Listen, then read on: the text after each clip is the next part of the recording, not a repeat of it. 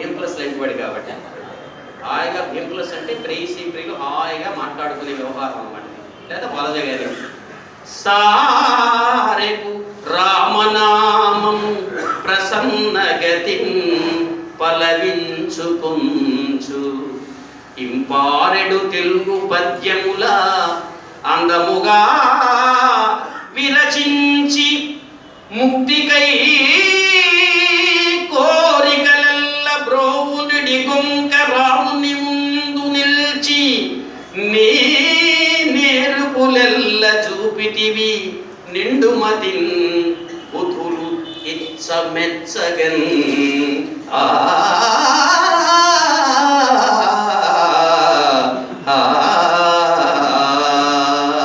నిరంతర రామనామమే తప్పించి అన్యనామం తెలియనటువంటి మా గంగరాజు గారు ఉన్నారే, ఎంత చక్కగా ఈయన మీద పద్యం రాశాడో చూడండి. మహాకవి ఎవరో కాదు, ఇక్కడే ఉన్నాడు మా దిల్లేష్, పండిత్ దిల్లేష్. ఒక్కసారి చప్పట్లు వారికి కొట్టండి. అంతేకాదు పలుకులలో ప్రసన్నత, ఆ మాటల్లో చూడండి ఆయన ఎంత అబ్జర్వ్ చేశాడో, ఒక వ్యక్తిత్వాన్ని ఈ పద్యంలో బంధించాడు ఆయన. పలుకులలో ప్రసన్నత స్వభావమునందెనలేని భావ నిర్మలత, మనస్సులో ఏమాత్రము కష్మలము లేనటువంటి మనిషి. అంతేకాకుండా ప్రశాంత సౌహృద సమంచిత ధార్మిక జీవన ప్రభాకలిత గృహస్థ మంజులత. ఒకటే వేసాడు మొత్తం అంతా ఈ సమాసం ఈ చివరి దాంట్లోకి.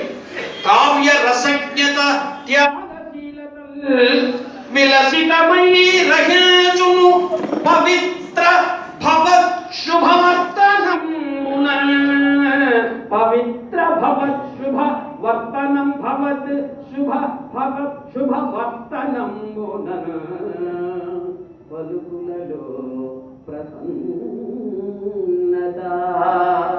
అని నేను అనలేదు, ఆయన అన్నాడు. కవి వాక్యం తప్పకుండా అవుతుంది. తర్వాత ఏమిటో చూడండి సార్. నాటకం నాదండి, నాటకం అంటే అయ్యా ఎవరు మా నాటకం వాడు మీరా? చెప్పండి సార్. స్త్రీలు తెలివైన వాళ్ళ పురుషులు తెలివైన వాళ్ళ అడిగారట. ఎవరు చెప్తారండి? ఏం చెప్తారు? అదిగోండి మేడం వెంటనే అందిస్తున్నారు. ఈ మధ్య మీ అందరికీ తెలుసు ఫెమినిజం ఒకటి వచ్చింది. ఈ మధ్య చాలా రోజులు ఉంది.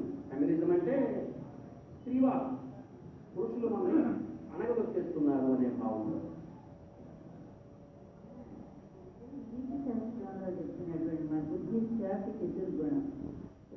ద్విగుణం ఆహారం, పురుషుడి కంటే ఎక్కువ ఆహారం తింటుందట స్త్రీ. పిల్లలకు పెడుతూనో వంట చేస్తూనో రుచి ఏదో విధంగా. అలాగే బుద్ధిశ్చాపి చతుర్గుణం, 4 ఇంతలు ఎక్కువ బుద్ధితో ఆలోచిస్తుందట. సాహసం షడ్గుణం చేయవ, ఏదైనా కష్టం వచ్చినప్పుడు సాహసం చేయగలిగితే స్త్రీయే చేస్తుంది పురుషుడి కంటే. ఇన్ని గుణాల చేత మా స్త్రీలు ఎక్కువగా తక్కువ అవుతారని. అంటే మతిలే ఉండదు కదా పురుషులకి, స్త్రీలకు అవుతే శ్రీమతి అంటాం. ఆ మతి అన్నది పురుషులకు ఉండదు, అందుకు స్త్రీలే గొప్పవారేమో అని. అయ్యా 50 దాటిన వాళ్ళందరూ ఒప్పుకుంటారు సార్. 50 సంవత్సరాలు దాటిపోతే స్త్రీలే గొప్పవాళ్ళని ఒప్పుకుంటారు. మీరన్నీ ఇలా చెప్పకండి కదా మాకు. ఈ విషయం మహానుభావుడు శూద్రకుడు చెప్పాడండి. మనం ఏది కొత్తగా చెప్పమండి. ఇవాళ ఏది కొత్తగా మనం ఏంటో కనిపెట్టిస్తామన్నట్టుగా ఫీల్ అయిపోవక్కర్లేదండి. మనకంటే గొప్పగా చెప్పారు. ఈమె ఒక అభిప్రాయం చెప్పారు, సార్ ఒక అభిప్రాయం చెప్పారు, మిమ్మల్ని అడిగితే మీరు ఒక అభిప్రాయం చెప్తారు. ఆయన అన్నాడు, స్త్రియోహినాకలు ఏతా నిసర్గాదేవ పండిత పురుషానాంతు పాండిత్యం శాస్త్రైరేవ ఉపదిశ్యతే అని చెప్పాడు. పురుషులకి గ్రంథ పాఠనం వల్ల, పుస్తకాలు చదవడం వల్ల తెలివితేటలు వస్తాయిరా అబ్బాయి. మరి స్త్రీల విషయం చెప్పరా అని అడిగాడు. స్త్రీల విషయం స్త్రియోహినామకలు ఏతా నిసర్గాదేవ పండిత, వాడు స్వభావం చేతనే వాడు చాలా గొప్ప తెలివైన వాడు. అందుకని ఒప్పుకున్నామండి. ఇవాళ ఎప్పుడో ఒప్పిస్తున్నాం. సూత్రకుడు రాశాడు ఇంకా. అందుకని అంత గొప్పవాడు, సమర్థవంతులైనటువంటి వారు కాబట్టి అని చెప్పారు. ఇలాంటివన్నీ చాలా ఉంటాయి. కానీ ఇది నాటకం వాళ్ళు రాయబారం స్కూల్లోని అలుగుటయే మహామహితాత్ముడ జాత శత్రువే అలిగిన నాడు సాగరములన్నీయు ఏకము కాకపోవు. కర్ణులు ఈ కర్ణులు 10,000 అని నొత్తులు చత్తులు రాజరాజా. నా పలుకులు విశ్వసింపుము, విపన్నుల లోకుల గావు నెలగను.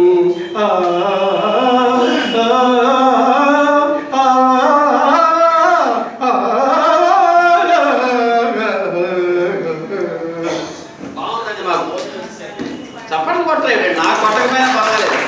ఎంత బాగా చదివారండి ఆయన పద్యం. దర్బారీలో ఉన్నది. మళ్ళీ చివరిది బాగోలేదు, నాటకాలు రాయడానికండి.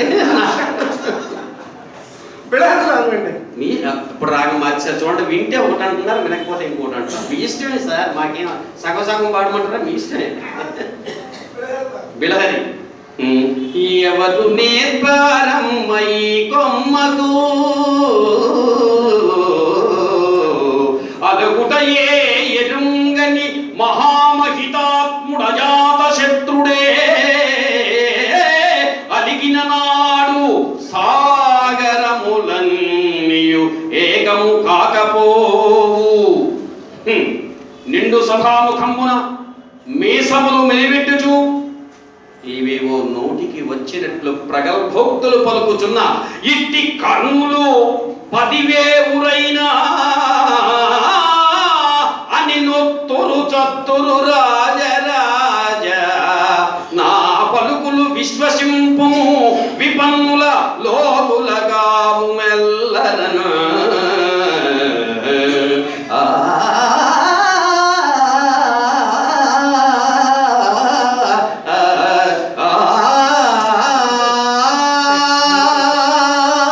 జెండాపై కపిరాజు ముందు శ్రితవాజి శ్రేణియుంగూర్చి నే దండం బుంగుని తోలు చందనము మీదన్, దండం బుంగుని తోలు చందనము మీదన్ నారి సారి గాంధీవమ్ము ధరించి ఫల్గునుడు మూగల్ చెండుచున్నప్పుడు ఒక్కండున్ నీ మొరనాలకింపడు కురుక్ష్మానాథ సంధింపగ.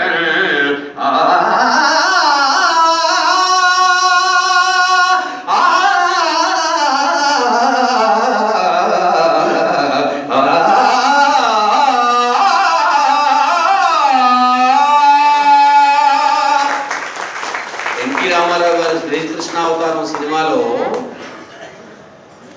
మూకం చెండుచున్నప్పుడు తొడ మీద కొట్టారట. ఆ ఫ్లూట్ రీపోయింది, షూటింగ్ ఆగిపోయింది. నిర్మాత ఎవరు? పుండరీకాక్షి గారు. ఆ పుండరీకాక్షి గారు అరే పుండరీకాక్షి ఫ్లూట్ రీపోయిందిరా అన్నారండి రామారావు గారు. అంటే అదే బాబా నాకు తెలుసు, 4 ఫ్లూట్లు కొనిపెట్టా, నీకేం పర్వాలేదు అన్నమాట. అప్పుడు పెట్టుబడి తెచ్చారట. విషయం ఏంటంటే ఎంత ఇదో ఆయన చూడండి. ఈ పంచి తీసి అది అయిపోయిన తర్వాత ఆ షెడ్యూల్ అయిపోయిన తర్వాత చూస్తేనట ఈ తొడ మీద కొట్టుకున్నారు. ఆ చెండుచున్నప్పుడు ఆ ఫ్లూట్తోని అంతా ఎర్రగా కదిపోయిందట. అంటే అంత ఎమోషన్ అనమాట ఆయనకి. అసలు నిజంగా అది ఏమిటో తెలియదండి. ఆయన అదొక విశ్వరూపం. Right, thank you. మంచి బాగా మంచి సన్నివేశాన్ని గుర్తు చేశారు. మా వాళ్ళు పల్లెటూరులో ఏం చేస్తుంటామంటే మేము దీన్ని పద్యాన్ని ఇంత సామాన్యంగా వదలమండి. అమెరికాలో కూడా అంతే సామాన్యంగా వదిలేవారు కదా. జెండాపై కపిరాజు జెండాపై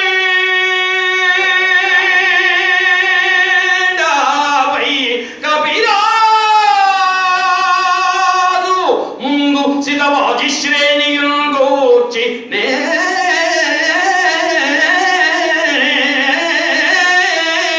దండం బుంగుని తోలు చందనము మీద నారి సారి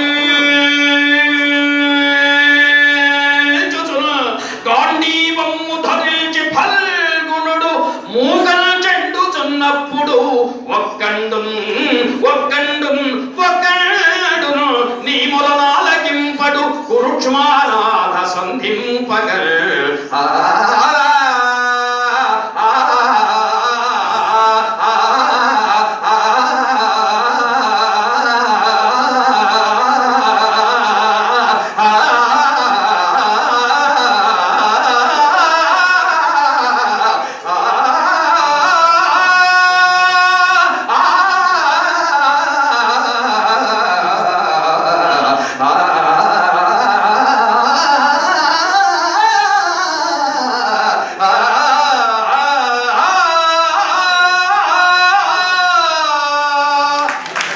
అది 10%, 100% కాదు. 10% అయిన తర్వాత ఒక్కరు అందులో ఒక నాయుడు గారు లేచి 10 రూపాయలు తీస్తారు.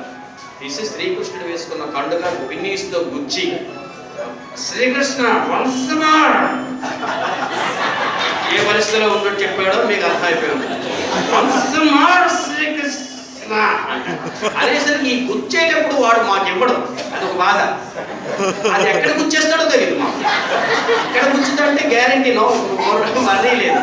ఆ లాంగ్ గుచ్చేస్తాడేమో, వాడికి ఏం తెలుసు? వాడు ప్రేమే ఎంత గొప్పగా పాడాడనే ప్రేమ తప్ప మా బాధ వాడికి తెలియదు. ఇట్లాంటివన్నీ ఉంటుంటే ఏది ఏమైనా అదొక ఆనందం, అదొక ఆనందం. అందులో ఏమీ అనలేము. అది మా నాటకం, మన నాటకం, పద్య నాటకం తాలూకా గొప్పతనం. Yes please. నెక్స్ట్ అవధానం చాటు సుబ్బరాజు. మీరే మైక్ ఇవ్వండి.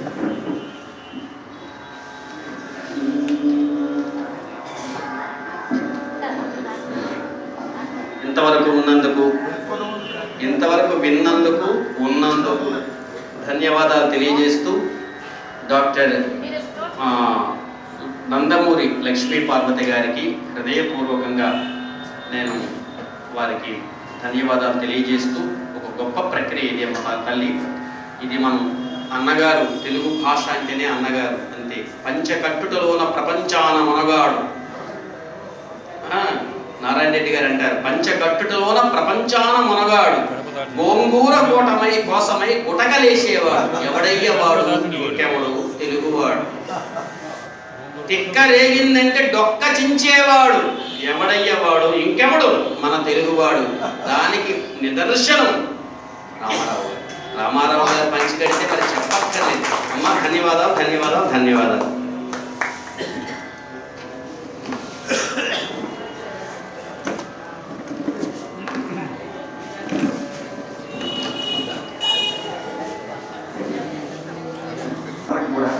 తెలుగు భాషాభిమానులు, పద్య కవితాభిమానులు ఒక మాట చెప్పి నీకు ప్రశ్నిస్తాను. ఏమయ్యా ఈ సంగీతం ఏమిటి, నవావధానం ఏమిటి, ఎక్కడ ఉన్న పద్యాలే కదా. ఈ మంచి అవధానులు బ్రహ్మాండంగా అష్టావధాన శతావధానాలతో కొత్త పద్యాలు ఆసుగా చెప్తుంటే అయిన పద్యాలన్నీ పాడుకొని, ఎందుకంటే దానికి ఒక మంచి సమాధానం చెప్పాడు. అది అందరికీ చెప్తాను. నీవు నాకు రహస్యంగా చెప్పింది. అవధానంలో కవి అప్పటికప్పుడే ఏదో వేసినటువంటి ప్రశ్నకి సమాధానంగా చెప్పి వెళ్ళిపోతాడు. అది అవధాన కవిత్వం. అది అందరికీ అర్థమవుతుందో లేదో తెలియదు. కానీ ఈ నవావధానం వల్ల అనేకమైనటువంటి ప్రక్రియల్లో ఉన్నటువంటి సుప్రసిద్ధమైన పద్యాలు అవధానంలో ఇవన్నీ చదవడు కదా. వీటిని మనం పరిచయం చేస్తూ తెలుగు భాషని చక్కగా అభివృద్ధి చేయడం కోసం విద్యార్థుల దగ్గర ఉంటే ఇలాగుండదు ఈ వ్యవహారం. ఇంకొకలాగా పిల్లల్ని ఆకర్షించుకునే విధంగా పెద్దల్లో పెద్దలాగా ఇన్ని రకాలుగా ఈ పనికి వస్తుంది. భాషా ప్రచారానికి అన్న సమాధానం నాకు ఎంతో బాగా ఇష్టపడి నచ్చినటువంటి సమాధానం. చాలా విషయాలు ఉన్నాయి మాట్లాడడం, కాలం కొంచెం వేళ అతివర్తతే కాబట్టి ఇప్పుడు ప్రశ్న సమాధానం ప్రజలకు ఇస్తున్నాం. ఏంటంటే వైక్లభ్యం మమతావతి దృశ్యమో స్నేహ అరణ్యౌకస పీడ్యంతే రుచిన కథంను తనయా విశ్లేష దుఃఖై నవై. దీన్ని అందరూ అడిగేశారు. నేను అనుకున్న రాగాలని ఒక సామరాగం మిగిలింది. ఆ సామరాగంలో ఈ పద్యాన్ని చక్కగా మాకు అందించమని నేను ఒక మాట మీకు గుర్తుందో లేదు. ఈ మధ్య నేను కొన్న 1+1 రా బాబు, ఒకటి కొంటే ఒకటి ఉచితం, అందరికీ ఒకటి అడిగితే ఒకటి కలిపావు, నాకు కూడా ఏదో ఆ సౌకర్యాన్ని అందించమని కోరుతున్నాను. మరి నువ్వు అడిగింది ఇప్పుడు ఏంటంటే సగమే కదా అడిగావు. ఆ ఉన్న సగంతో నేను పూర్తి చేసి ఇద్దామని. అవధానం అనేది ఇది ప్రశ్న. ఇది మొదలు కూడా నువ్వు చేసుకుని మొత్తం శ్లోకం ఇచ్చి తెలియాలి. తెలిసిన వాళ్ళకి తెలుస్తుంది. కానీ 4 పాదాలు ఉన్నటువంటి శ్లోకాన్ని మొదటి 2 పాదాలు విడిచిపెట్టి 3-4 పాదాలు అడిగాడు తను. అది అందుకని ఇప్పుడు నాకు అడిగింది ఏమిటంటే ఇది మామూలు తలనొప్పే కాకుండా ఇంకో పెద్ద ఎక్స్ట్రా తలనొప్పి అనమాట. అంటే అది కూడా చదువుకొని అదే కదా మరి ఏదైనా సరే ఇటువంటి ప్రాశ్నికులు ఉండేటప్పుడే పృచ్ఛకులను ఎందుకు పెట్టలేదంటే నోరు తిరగక పుచ్చకుడు అంటున్నాడు. పుచ్చకుడు అంటే తోక అని అర్థం అన్నమాట. ఇప్పుడు సభికులకు నమస్కారం అంటాం. సభికులు అంటే ప్యాకాటగాడని అర్థం. చాలా మందికి తెలియదు. సభికులకు నమస్కారం అంటాడు అని మా దినేష్ని గంగరాజు గారిని నన్ను చూస్తాడు. అంటే సభికులు అంటే నిజం తీసుకుంటుంటాడు. సభికులు అంటే ప్యాకాటగాడు తాగుబోతున్న అర్థం అక్కడ. అందుకని సభ్యులు అని అనాలి. అలాగే సుస్వాగతం అనకూడదు. స్వాగతం అంటే చాలు. సు ప్లస్ స్వాగతం ఇలాంటివి తెలుగులో చాలా చాలా చాలా చాలా ఉన్నాయి. షష్ఠి పూర్తి కూడా అంతే. షష్ఠి ఒత్తు పెట్టాలో ఒత్తు పెట్టదో ఆ షష్ఠి పూర్తి వచ్చినోడికే తెలియదు. షష్ఠి పూర్తికి ఒత్తు ఎందుకు కొడతాను గట్టి ఎగ్గొట్టేస్తాడు. 62 కదా షష్ఠి పూర్తి అంటాడు. షష్ఠి పూర్తి అని అంటే 6 సంవత్సరాలు వెళ్ళినట్టు, 60 సంవత్సరాలు కాదు. ఎంత అందుకని తెలుగు చాలా కష్టమైందండి. తెలుగుని అర్థాలు దిగుట కానీ సంస్కృతంలోనే కంటే కష్టం పోయొచ్చు అన్నారు. అందుకని ఇవన్నీ కూడా పిల్లలకి మా వాడు చెప్పినట్టుగా ఇంకా చాలా తమాషాలు చేస్తుంటాం. అగ్గిపెట్టి పైకప్పు భర్త, లోకప్పు భార్య, లోన పుల్లలు వారి పిల్లలు, రగిలే మంటలు ఆకలి మంటలు అన్నాడు ఒక కవి. ఎంత బాగుందండి. దీనికి వ్యాఖ్యానం కావాలి. కాళిదాస్ కవిత్వం అక్కర్లేదు కదా. అగ్గిపెట్టి పైకప్పు భర్త, లోకప్పు భార్య, లోన పుల్లలు వారి పిల్లలు, రగిలే మంటలు ఆకలి మంటలు అంటే వెర్రెత్తిపోయి చప్పట్లు కొట్టేస్తారు. నాకు అర్థం అయిపోయింది. ఇప్పుడు వాళ్ళ పిల్లలకి మనం రీచ్ అవ్వాలి. వాళ్ళ దగ్గరికి వెళ్ళాలి మనం. మీరు కాదు, మీరందరూ తెలుగులో మంచి బ్రహ్మాండమైనటువంటి మంచి బాగా ఒక కృషి చేసినటువంటి వాడు, బాగా చక్కగా మాట్లాడేవాడు. మన కవిత్వం అనేది వాళ్ళకి వెళ్ళకపోతే ఎందుకండి? కాళ్ళు తడవకుండా సముద్రాన్ని దాటగలిగే మేధావి కూడా కళ్ళు తడవకుండా జీవితాన్ని దాటలేడు అన్నాడు. ఇప్పుడు ఎంత గొప్పగా అన్నాడు చూడండి. కాళ్ళు తడవకుండా సముద్రాన్ని దాటగలిగే మేధావి కూడా, వాడు కాళ్ళు భూమి విప్పడు, అలా విప్పదు సముద్రం మా మేధో సంపత్తి చేత. కళ్ళు తడవకుండా జీవితాన్ని దాటలేదు. నేను చిన్నప్పుడు ఎప్పుడు ఆడలేదండి అనగలదా ఎవడైనా? కాళ్ళు నాకు దీర్ఘం కట్ చేస్తే కళ్ళు, అక్కడ కూడా శబ్ద చమత్కారం. గగనం గగనాకారం సాగర సాగరోపమః రామ రావణయోర్యుద్ధం రామ రావణయోరివా.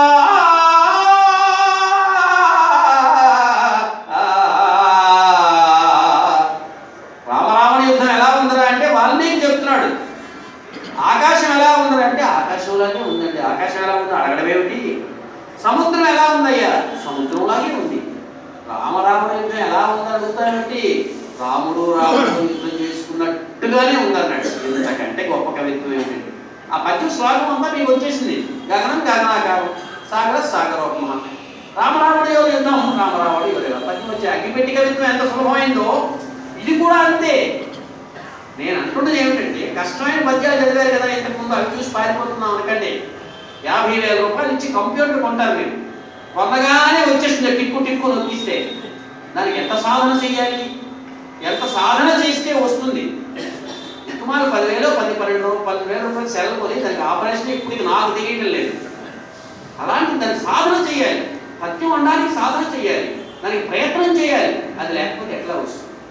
అందుకని మన వాడు ఏం చేశాడంటే తమాషాగా అట్టడి తిప్పి ఇక్కడ తిప్పి సామరాగంలో పెట్టి అడిగి అది హనుమ మహర్షి శకుంతలను అత్తవారికి పంపిస్తున్నాడు. ఎలా ఉందయ్యా అంటే ఒక్కసారి అమ్మ వెళ్ళిపోతుంది, అమ్మాయి వెళ్ళిపోతుంది. ప్రతి తండ్రికి ప్రతి తల్లికి ఇక్కడ ఉన్నటువంటి ఆ వ్యవహారం చూడండి ఎంత గొప్పగా చెప్పాడు. వ్యాస్యద్య శకుంతలేని హృదయం సంస్పృష్ట ముత్కంఠయ కంఠస్తంభిత బాష్పవృత్తి కలుష చింతాయుడం దర్శనం వైక్లవ్యం మమ తావదీదృశం అహో స్నేహాదరణ్యౌకస పీడ్యంతే గృహిణః కథం తనయా విశ్లేషణకైర్నవై. కేవలం శకుంతల్ని పెంచిన ప్రేమకే అత్తవారింటికి పంపించేటప్పుడు ఆమె ఒకసారి చూసేద్దాం అనుకుని ఇలా చూస్తున్నాడు. చూస్తుంటే కళ్ళల్లో నీళ్లు వచ్చేస్తున్నాయి. ఆమె రూపం అస్పష్టంగా కనిపిస్తుంది. ఏడుద్దాం ఏడుపు వచ్చేస్తుంది. ఆ కంఠం వరకు నీరు వచ్చి ఆపుకుంటున్నాడు. మహా సంయమీంద్రుడైనటువంటి ఒక ఇంద్రియ నిగ్రహం కలిగిన మహానుభావుడు కేవలం పెంచిన ప్రేమకే అమ్మాయిని అత్తవారింటికి పంపిస్తూ ఉంటే ఇంత బాధ ఉంటే మరి గృహస్థాశ్రమ ధర్మాన్ని స్వీకరించి గృహస్థంలో ఉండి అమ్మాయిని కని పెంచి పెద్ద చేసి అత్తవారింటికి పంపించేటప్పుడు ఎంత బాధపడతారు కదా వాళ్ళు. అనే బాధని కాళిదాసు ఎంత గొప్పగా వర్ణించాడు చూడండి. జయ జయ శ్రీరామ రఘువరా. అడిగాడండి మనవాడు అతను. అందుకని యాస్యత్యద్య శకుంతలేతి హృదయం సంస్పృష్టముత్కంఠయా కంఠస్తంభిత బాష్పవృత్తి కలుషః చింతాజడం దర్శనం వైక్లవ్యం మమతావదీదృశం అహో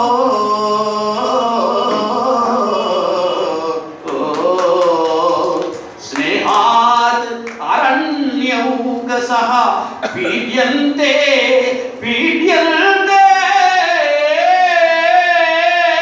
కథం తనయా విశ్లేష దుఃఖైర్నవై.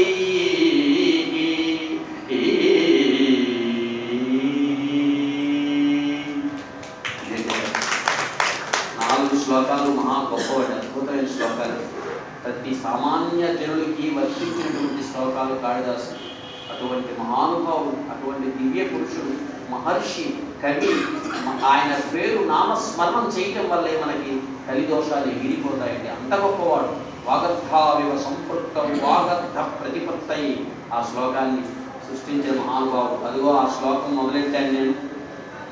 నాకు ఊహ తెలిసింది నా నాటకానికి కానీ, నా కార్యక్రమానికి కానీ, నా స్పీచ్ కానీ అన్నిటికీ కూడా ఎక్కడ 84, 82 అప్పటి నుండి ఇప్పటి వరకు ఒక అద్భుతమైన శక్తితో వెళ్ళిపోతుంది.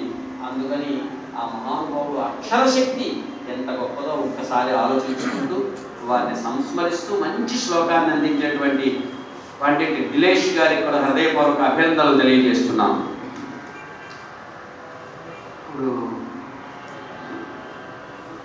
ఇప్పుడు మనకి ఈనాటి విశిష్ట అతిథి వంకాయల సత్యనారాయణమూర్తి గారిని ఒక పద్యాన్ని ఇవ్వాల్సిందండి.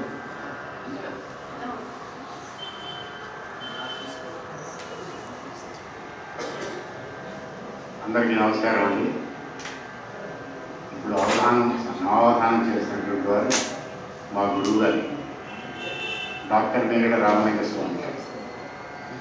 చిన్నప్పుడు ఎప్పుడు సంగీతం కానీ పద్యం కానీ అనడం నేర్చుకోవాలన్నటువంటి వాడిని నేను ఆయన్ని అభ్యర్థిస్తే సరే అని నాకు 2 మాసాలు 20 పద్యాలు నేర్పారు. ప్రతి మనిషిని పాడగలడు అని ఆయన నిరూపించారు.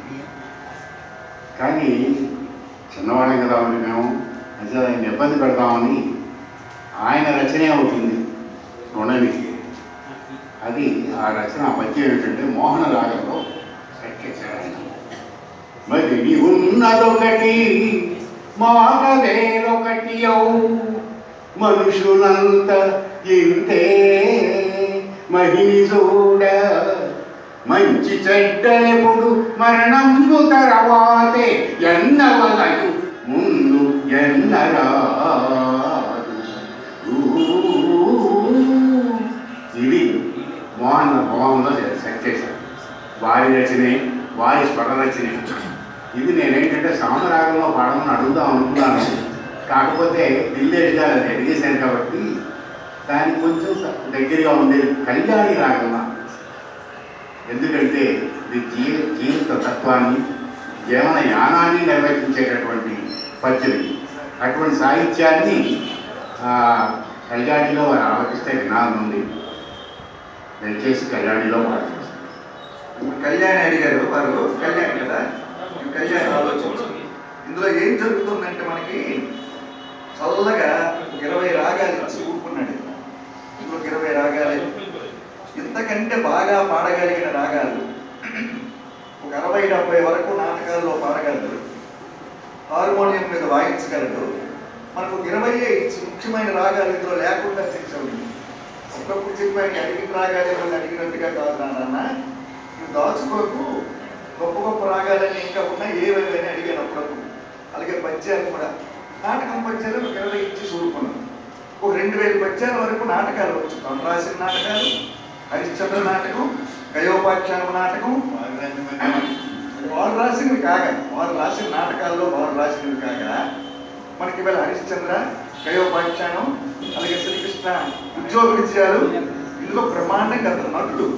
కొన్ని 100 పద్యాలన్నీ ఈసారి ఏం చేస్తామంటే ఈ లిస్టులన్నీ తీసేసి స్వేచ్ఛగా పద్యము రాగం అడగమని మాకు అలాంటి అవధానం అయితే బాగా ఇంకా బాగుంటుందేమో బరంపురంలో అంచేత చాలా రాగాలు ఇంకా పాడగల తిలక్ లేదు, ఆనందభైరవి లేదు, అది మాకు ఎంతో ఇష్టం.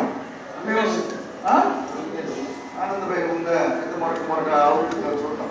ఇంకా ఆవుతుంది ఎలాగ ఉంది అంచేత వారు అడిగినటువంటి కళ్యాణి రాగాన్ని కళ్యాణకరంగా మాకు వినిపించింది. ఈ 30 రాగాలంటే ముందు పెట్టానండి. తిరుపతిలో ఒకసారి నేను చేస్తున్నప్పుడు చాలా ఎక్కువ మంది ఉండేటప్పుడు సంగీత ఫిల్మ్ పెట్టారు మొత్తం సంగీత నవాదాలతో. అక్కడ 30 రాగాలు వింటూ అంటే చూడండి, 20 రాగాలు వింటూ 140 అంటే మొత్తం 2200 కాంబినేషన్లు వచ్చేస్తున్నాయి. ఇదే చాలా ఎక్కువ అనమాట. అది 30 రాగాలు పెట్టాను, మొట్టమొదటి అదే ప్రారంభించాను. వాళ్ళందరూ సంగీత ఫీలందరూ పెద్ద పెద్ద ప్రొఫెసర్స్ అందరూ కూడా ఏం చెప్పారంటే పారుపల్లి వాళ్ళంతాను 30 రాగాలు పరిధి వద్దు సార్, అంతెందుకు మనకి ఆయన 2 ఆవులు అయితే 14 రాగాల కంటే వెళ్ళవు, అన్ని ప్రసిద్ధమైనవి పద్యాలు ఎలాగైతే ప్రసిద్ధమైనవి తీసుకున్నారో అవి పెట్టండి అన్నారు. అతను చెప్పినట్టుగా ఒక 60-70 రాగాలు హార్మోనియం మీద వాయిస్తాను, నేను పాడతాను, అది పెద్ద విశేషం కాదు కూడా. మనకి కావాల్సింది నాకు సంగీతం కానే కాదండి, అంటే అడిగావు కాబట్టి చెప్తున్నా. నాకు కావాల్సింది మన పద్యాలు, మహాకవుల పద్యాలు వెళ్ళాలి, ప్రజల్లోకి వెళ్ళాలి, ముఖ్యంగా యువతకు వెళ్ళాలి, వాళ్ళని ఆకర్షింపజేయాలి అనేది ప్రధాన ఆశయం.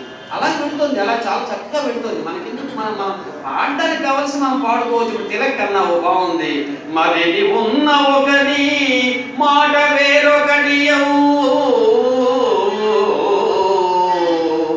మనుషులంతా ఇంతే. ప్రతి మనిషికి మనసులో ఉండదు, బయటికి చెప్పేది. మంచి చెడ్డ అనేవి ఎప్పుడు చెప్పాలయ్యా అంటే, మంచి చెడ్డలెప్పుడు మరణం తరువాతే ఎంచవలయు ముందు ఎంచరాదు. వీడు చాలా మంచోడని అనకూడదట, వీడు చాలా చెడ్డవాడని అనకూడదట. లాస్ట్ మినిట్లో మారిపోవచ్చు, మంచోడు చెడ్డవాడైపోవచ్చు, చెడ్డవాడు మంచివాడైపోవచ్చు. ఇవన్నీ చాలా విచిత్రంగా ఉంటాయి. వాడికి నిన్నటి వరకు బాగానే ఉన్నాడండి, గొప్పగా అందరికీ దండం పెట్టేవాడండి. ఈవేళ ఒళ్ళు తిరిగి కళ్ళు తిరిగి వాడికి బుర్రకెక్కి అంటాము.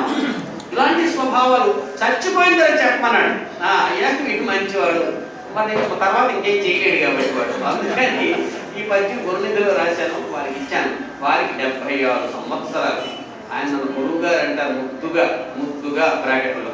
అందుకని ఆయన సినిమాలు చూసుకొని నేను పెరిగినవాడిని. మహానుభావుడు, ఆయన సంస్కారానికి ఒక తాత్కాలం. అయితే చిన్న పిల్లాడిలాగా ఆయన ఆ 20 రాగాలు 20 పద్యాలు నేర్పారు. మాకు వైజాగ్లో ఒక దుకాణం ఉంది, ఇలాంటి అన్నీ నేర్పుతుంటాం. అలాగా నేర్పితే అలా వాళ్ళు వచ్చి పెద్దరికంతో అలా కూర్చుంటే మాకు ఆనందంగా ఉంటుంది. ఇప్పుడు 2వ ఆవృత్తి ఉంది. మొదటి ఆవృత్తి అయిపోయింది, 2వ ఆవృత్తి త్వరగా పూర్తి చేసుకుందాం. మరొక 20 నిమిషాలు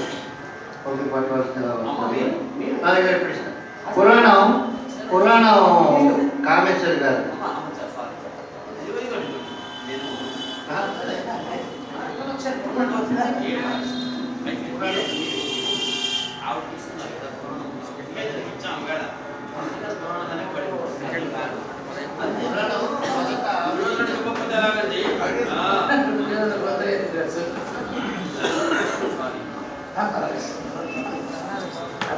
మర్చిపోయారు పిల్లలు పడుకుని పడుతున్నారు. వచ్చారు, పిల్లలకి ఇష్టపడుతుందని పిల్లల్ని ఎంకరేజ్ చేద్దామని పిల్లల్ని పిలిపించాను. అందుకని వాళ్ళు కూడా పద్యాలను చదువుతుంటారు కాబట్టి వాళ్ళని పిలిపించాను. సభకు నమస్కారం మరోసారి. తమ్ముడు కొడుకు పెళ్ళికి పెట్టలేనిది గొంతు పట్టింది, అందుకని ట్రై చేస్తాను సార్. కురువృద్ధ బాంధవులనే చూచుచుండం మదోద్ధరుడై ద్రౌపదినిట్లు చేసిన కలున్ దుశ్శాసనం లోక భీకర లీలన్ వధించి తద్విపుల వక్షస్థైల రక్తాహ నిర్ఘరముర్వీపతి చూచుచుండ నని నాస్వాదింతును ప్రాకృతిన్. ఇది నాకు మా నాన్నగారి పేరు మోహన్, నాకు మోహన్ రాడు. తర్వాత మీకు ఇష్టం. అది చాలా చాలా రౌద్ర రసావేశంతో పాడాల్సినటువంటిది. కులు వృద్ధుల్ కులు వృద్ధ బాంధవులనే కుల్ చూచుచుండ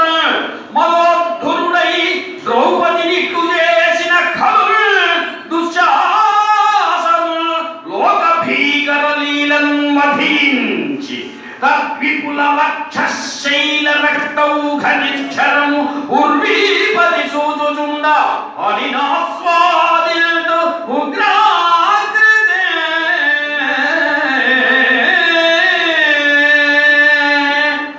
అని చదవాలి. అలా చదివినటువంటి పద్యాన్ని వారు చాలా ఇంట్రెస్ట్, చాలా మంచివారు కాబట్టి నన్ను మోహన్ అడిగాడు. అది కూడా పర్వాలేదు చేయొచ్చు. ఒక ఆమె శాన్ ఫ్రాన్సిస్కో అనుకుంటారు, మొత్తం శివరంజనిలో పాడండి అన్నాను. శివరంజనిలో పాడు. గురు వృద్ధ బాంధవులరేకుల్ చూచుచుంటదు ద్రౌపది నిట్టు చేసిన ఖలు దుశాసను లోక భీకర లీలను వధించి తద్విపుల వక్షశీల రక్తౌఘనిక్షరం పూర్వీపది సూచుచుండ అనినాస్వాదిల్తు ఉగ్రాకృతి. అని నీకు ఏడిస్తే బాగుంటుందా? కానీ వాళ్ళు ఏదైతే నిర్దేశించారో అది చచ్చినట్టు పడాల్సిందే. ఇక్కడ పీఠం మీద కూర్చున్నప్పుడు లేకపోతే మేము చేయలేనట్టు. అక్కడ వారు అడిగింది మోహన చాలా సౌహృదయంతో అడిగారు. గురు వృద్ధుల్ ముందే చెప్పుకున్నాం, పాట కూడా చెప్పుకున్నాం. దానికి ఏమిటో రాగం. గురు వృద్ధుల్ గురు వృద్ధ బాంధవులనే గుంజూచుచుండె మదోద్ధుడై ద్రౌపది నిట్లు చేసిన ఖలు దుశ్శాసను లోక భీకర లీలను వధించి తద్విపుల వక్షశైల రక్తౌఘనిక్షరము ఉర్వీపది చూచుచుండ హరినాస్వాదినేతు ఉగ్రాకృతే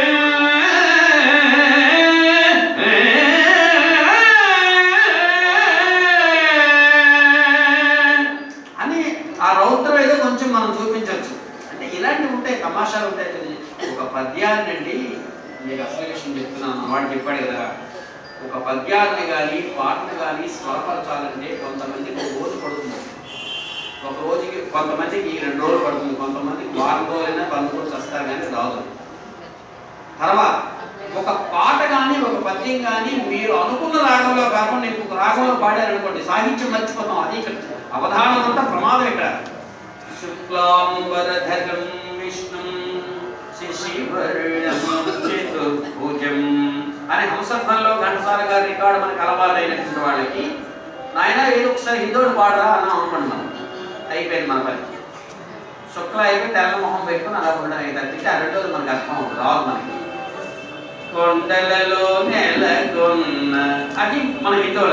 శుక్లాంబరధరం విష్ణుం శశివర్ణం చతుర్భుజం ప్రసన్నవదనం ధ్యాయేత్ సర్వవిఘ్నోపశాంతయే అగజానన పద్మార్కం గజాననమహర్నిశం అనేకదం తం భక్తానాం ఏకదం తముపాస్మహే.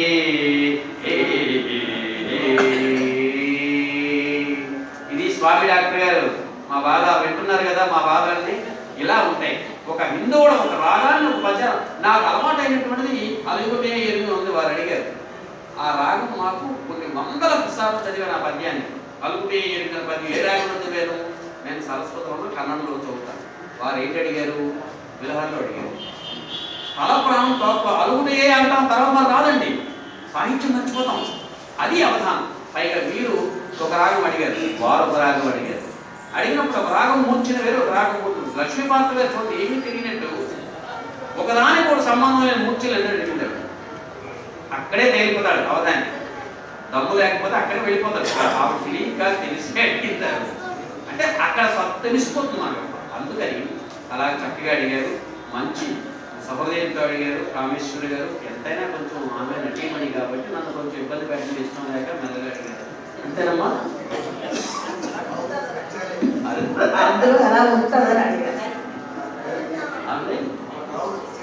చేసేస్తాం. అందరు నిలబడి ఒక్కొక్కటి పద్యం అడిగేయండి. ర్యాపిడ్ రౌండ్ అంటాం కదండి ఇంగ్లీష్లో. ఆ ర్యాపిడ్ రౌండ్ ఏమో చూడండి ఎంత తమాషాగా ఉంటుంది. ఇప్పుడు కానీ సార్ ఎవరు స్టార్ట్ చేస్తారు మీ ఇష్టం, ఇర్రెగ్యులర్గా వారికి ఇచ్చేస్తాం ముందు. వారి పద్యం అదే శివధర్మంబు అతి సూక్ష్మము శివధర్మం లేశమైన సిద్ధించినదో వివిధ మహాపాపోపక్రమములు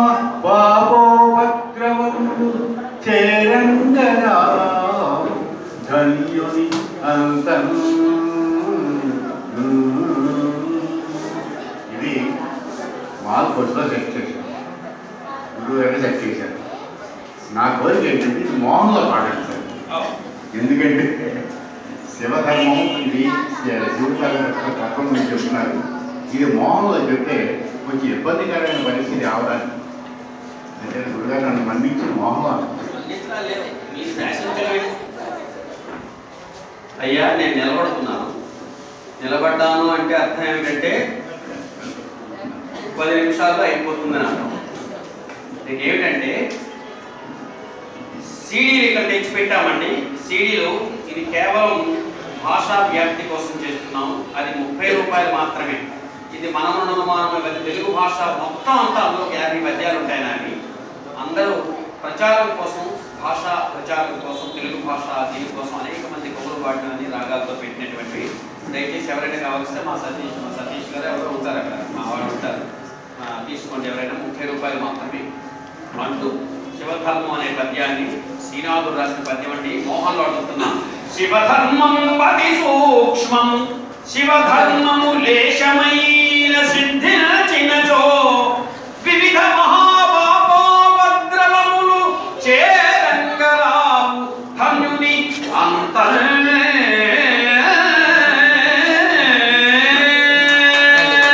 మీరు చెప్పండి, మీరు వెంటనే ఇంకో పద్యం మీరు చెప్పండి. పలికెడిది భాగవతం మట పలికించేవాడు రామభద్రుండట నే పలికిన భవహరమగునట పలికెద వేరుండుగా పలుకగనేలా. రాగం చెప్పండి అమ్మా. రాగం ఏ రాగం? బిలహరి. పలికెడిది భాగవతమట పలికించేవాడు రామభద్రుండట నే పలికిన భవహరమగునట పలికెద వేరుండుగా పలుకగనేలా.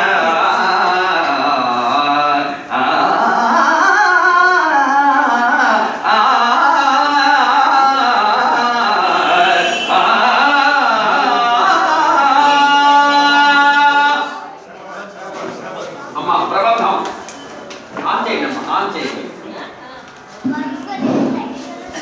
నీలకంఠుడి శిరముపై నీళ్లు చల్లి పత్తిరి సుమంత నెవ్వాడు పారవేచు కామధేను వానిండగాడి పసర మల్లె సురసాగి వానిండి మల్లె చెట్టు. చెప్పండి. వలస వలసగా ఇంతకుముందు అడగని రాగం అండి ఇది. ఇది నిజానికి ట్రేసీ పెయిల్ కోడలే పాట. ఆ పాట కూడా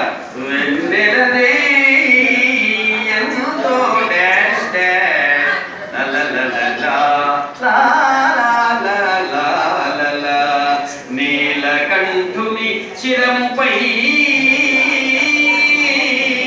నీళ్లు తల్లి పత్తిరి సుమంత యవ్వాడు పారవైచు కామధేను వానింటి గాడే పసరం అల్ల సురశాహి వానింటి మల్లె చెట్టు.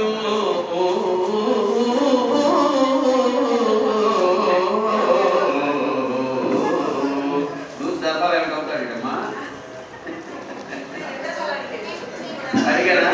అడిగేస్తుంటారు, ఒక మాట లేదు. ఇంకా నెక్స్ట్ మరోసారి నమస్కారం. నమస్తే. మళ్ళీ రాయబారం మీ ఇష్టం. చెయ్యో తెల్లకో నా రాగంలో పడిపోయారు మీరు. చెయ్యో అన్నారు అంటే మొదలు పెట్టారు. ఏసీ ప్రియ వ్యవహారం అండి, అది అప్పటికే లాగేస్తుంది. చెప్పండి. చెల్లకో తమకు చేసిన ఎగులు సంచిరందరం దొల్లి పంచే నేడు నన్ను దూతగా పంపిది సంధి చేయ నీ పిల్లలు పాపలు ప్రజలు పెంపు వహింపగ పొందు చేసేదో ఎల్లి రణంపై కూర్చెదవో ఏర్పడ చెప్పు గౌరవేశ్వరా.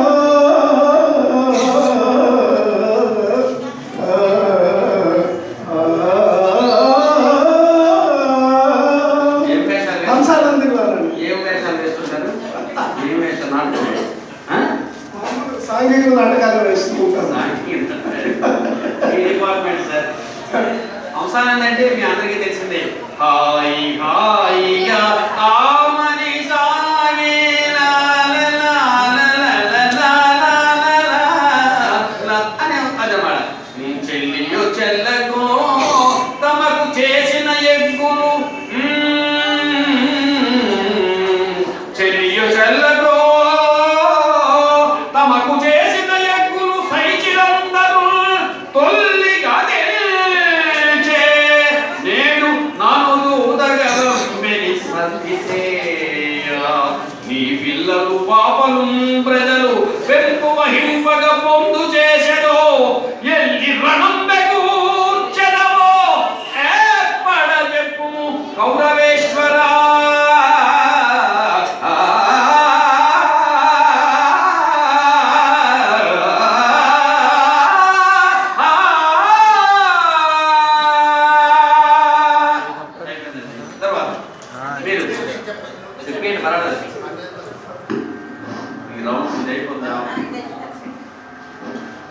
ఒక్కండి బాగానే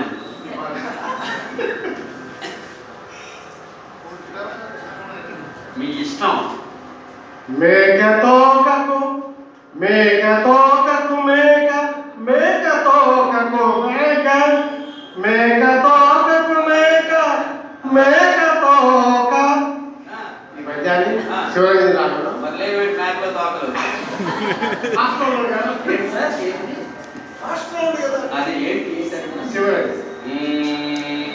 రాగాల సిగలోన సిరిమల్లివి సంగీత గగనాన జావిల్లివి మేక తోకకు మేక మేక తోకకు మేక మేక తోక మేక మేక తోక మేక తోకకు మేక మేక తోకకు మేక మేక తోక మేక మేక తోక మేక తోకకు మేక మేక తోకకు మేక మేక తోక మేక మేక తోక మేక తోకకు మేక మేక తోకకు మేక మేక తోక మేక మేక తోక మేక మేక మేక తోక తోక మేక తోక తోక మేక మేక తోక తోక మేక తోక తోక మేక మేక తోక తోక మేక మేక తోక మేకకు తోకకు మేక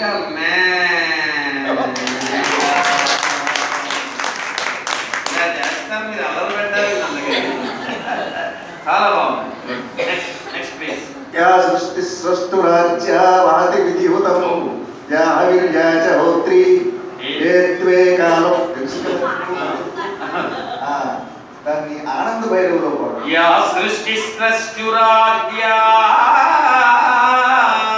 యా హవిర్యా చ హోత్రి ఏ ద్వే కాలం విధత్తః శృతి విషయ గుణా యా స్థితాం యాప్య విశ్వం యా మాహు సర్వభూత ప్రకృతిరితి యా ప్రాణిన ప్రాణవంతః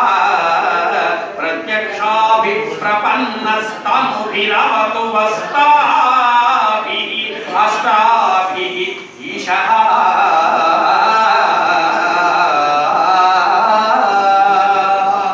ఎనిమిది విధాలుగా మనకి ఈశ్వరుడు ప్రత్యక్షం అవుతున్నాడు.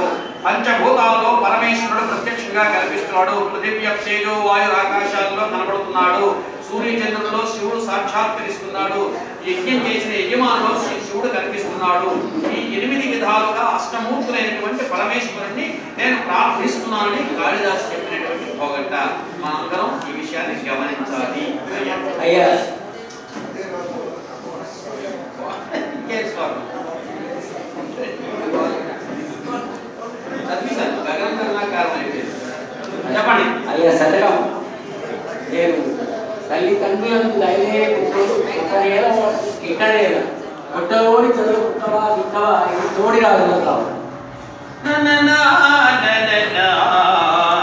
తల్లిదండ్రులందు దయలేని పుత్రుండు పుట్టనేమి వాడు గిట్టలేమి పుట్టలో